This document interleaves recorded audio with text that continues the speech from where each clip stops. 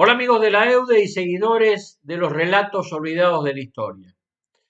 En el día de hoy vamos a hablar del creador del historicismo jurídico argentino. Vamos a hablar de Juan Bautista Alberdi, quien había nacido en San Miguel de Tucumán el 29 de agosto de 1810. Era hijo de Salvador Cayetano Alberdi Egaña y de Josefa Rosa Araos y Valderrama, que fallece en el parto de Juan Bautista. La familia había apoyado la Revolución de Mayo y su padre lo frecuentaba a Manuel Belgrano cuando estaba a cargo del Ejército del Norte. Cuando muere su padre, con 11 años, se traslada Juan Bautista a Buenos Aires y empieza a estudiar en el Colegio de Ciencias Morales, que luego sería el famoso Colegio Nacional de Buenos Aires, por una beca que le había otorgado Buenos Aires a cada una de las provincias. Comienza sus estudios de jurisprudencia en la Universidad de Buenos Aires y luego los continúa en la Universidad de Córdoba, cuando allí se traslada.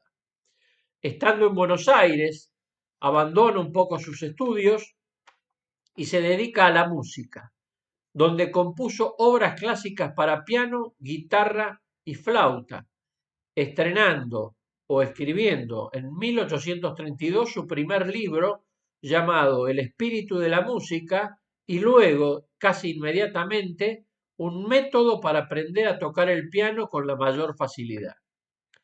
En el 1834, viaja a Tucumán, donde escribe el folleto llamado Memoria Descriptiva de Tucumán. Y en el 35 se une al famoso y conocido Salón Literario de Marco Sastre, donde se vincula con la generación del 37, cuyas ideas de democracia liberal eran las continuadoras de la obra de la Revolución de Mayo, y allí propician una organización mixta entre federales y unitarios.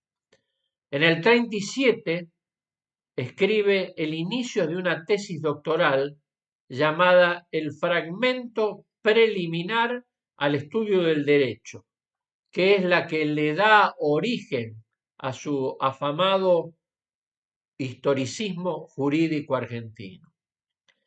Ya como abogado, en el 38, se niega a prestarle juramento al régimen de Rosas y este disuelve el salón literario, por lo que se crea la Logia de la Joven Argentina.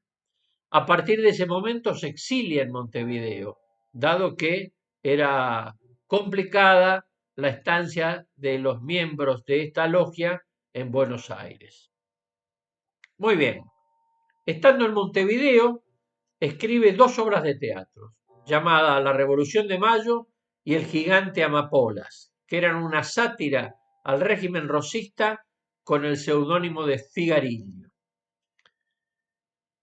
Luego, cuando se produce el sitio de Oribe a Montevideo, logra escapar y allí se dirige a París, donde estudia el espíritu de leyes de Montesquieu y desde París vuelve a Chile, instalándose en Valparaíso, donde valida su título, se recibe como doctor y presenta su tesis doctoral llamada Sobre la conveniencia y objeto de un Congreso General americano, que tenía una base de una unión aduanera y estudia como guía la Constitución de los Estados Unidos.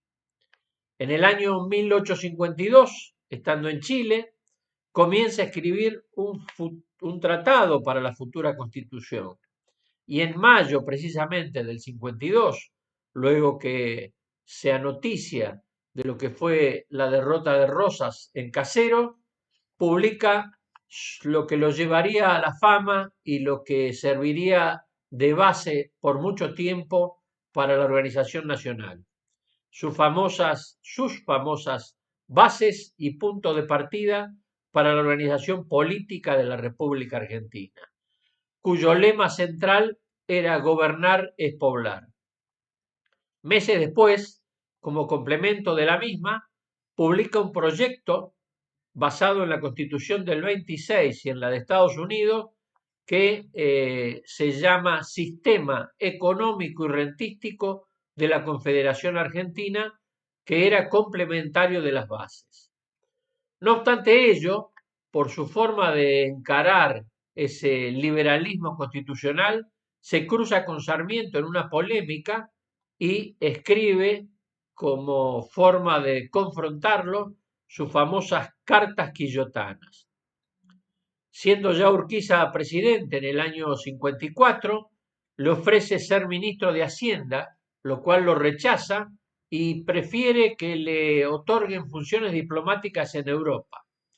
Tanto es así que en el 55 se lo envía a toda Europa para reconocer a la Confederación Argentina y evitar que se reconozca la escisión que había producido la provincia de Buenos Aires, lo cual le valió el encono de Mitre y de Sarmiento.